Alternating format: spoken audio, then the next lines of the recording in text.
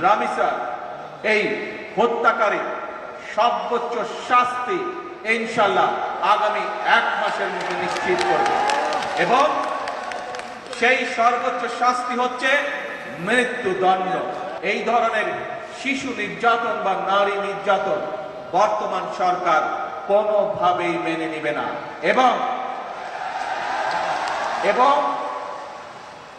বর্তমান সরকার রামিসার এই হত্যাকারী সর্বোচ্চ শাস্তি ইনশাআল্লাহ আগামী 1 মাসের মধ্যে নিশ্চিত করবে এবং সেই সর্বোচ্চ শাস্তি হচ্ছে মৃত্যুদণ্ড,